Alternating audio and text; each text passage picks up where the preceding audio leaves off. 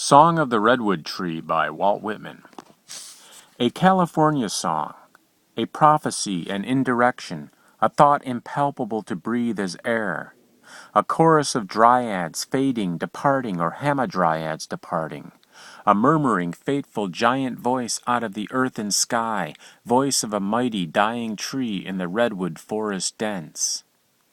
Farewell, my brethren, farewell, O earth and sky, farewell, ye neighboring waters, my time has ended, my term has come.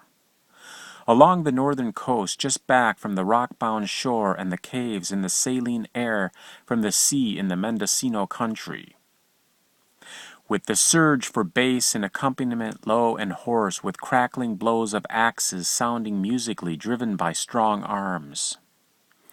Riven deep by the sharp tongues of the axes there in the redwood forest dense, I heard the mighty tree its death chant chanting. The choppers heard not, the camp shanties echoed not, the quick-eared teamsters and chain and jack-screw men heard not.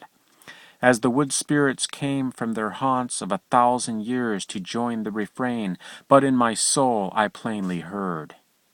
Murmuring out of its myriad leaves, down from its lofty top, rising 200 feet high, out of its stalwart trunk and limbs, out of the foot-thick bark, that chant of the seasons and time, chant not of the past only but the future.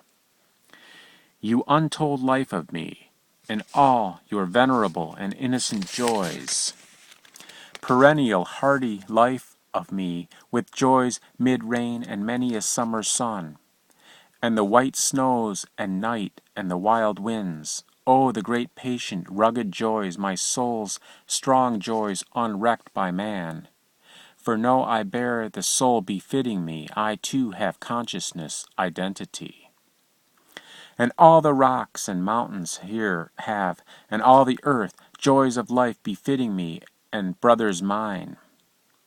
Our time, our term has come. Nor yield we mournfully, majestic brothers, we who have grandly filled our time. With nature's calm content, with tacit huge delight, we welcome what we wrought, for through the past, and leave the field for them. For them predicted long, for a superber race, they too grandly fill their time. For them we abdicate, in them ourselves, ye forest kings. In them these skies and airs, these mountain peaks, Shasta, Nevadas, these huge precipitous cliffs, this amplitude, these valleys, far Yosemite, to be in them absorbed, assimilated. Then to a loftier strain, still prouder, more ecstatic, rose the chant, as if the airs, the deities of the West, joining with master tongue, bore part.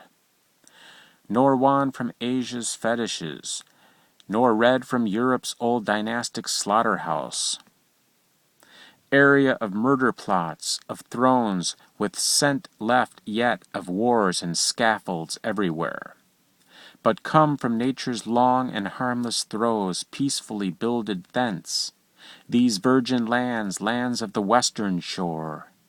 To the new culminating man, to you, the empire new, you promised long, we pledged, we dedicate. You occult deep volitions, you average spiritual manhood, purpose of all, poised on yourself, giving not, taking law. You womanhood, divine mistress and source of all, whence life and love and aught that comes from life and love. You unseen moral essence of all the vast materials of America, age upon age working in death the same as life. You that sometimes known, oftener unknown, really shape and mold the new world, adjusting it to time and space. You hidden national will, lying in your abysms, concealed but ever alert.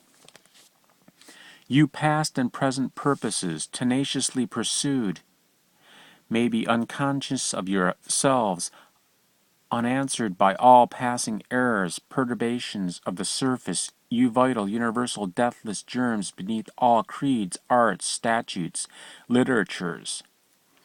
Here build your homes for good, establish here these areas, entire lands of the western shore.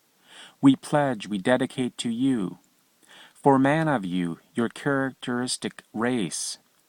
Here may he hardly Here may be hardy, sweet, gigantic, grow, here tower proportionate to nature. Here climb the vast pure spaces unconfined, unchecked by wall or roof. Here laugh with storm or sun, here joy, here patiently inure. Here heed himself, unfold himself, not others' formulas heed.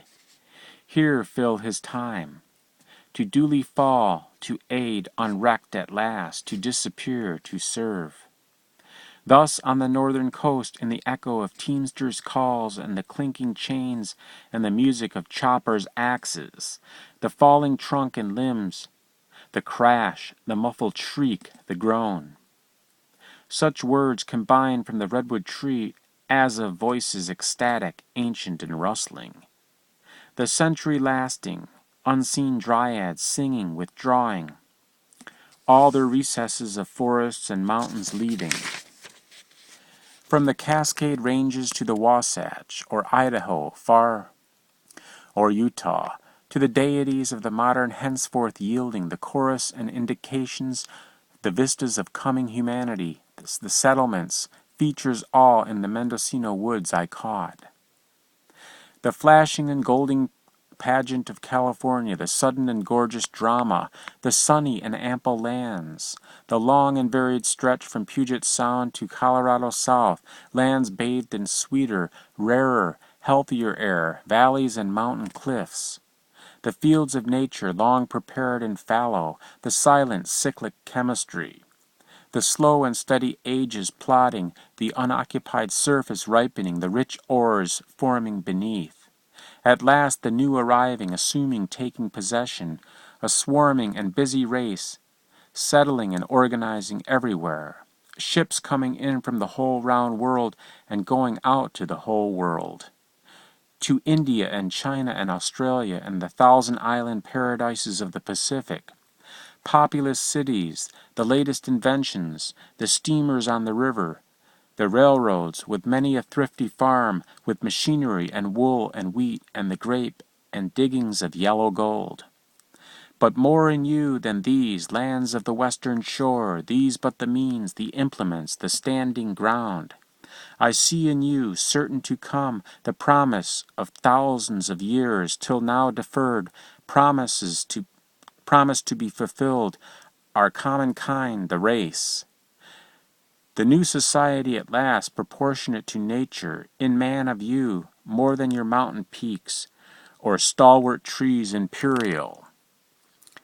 In woman more, far more than all your gold or vines, or even vital air. Fresh come to a new world indeed, yet long prepared, I see the genius of the modern child of the real and ideal, clearing the ground for broad humanity, the true America, heir of the past so grand, to build a grander future.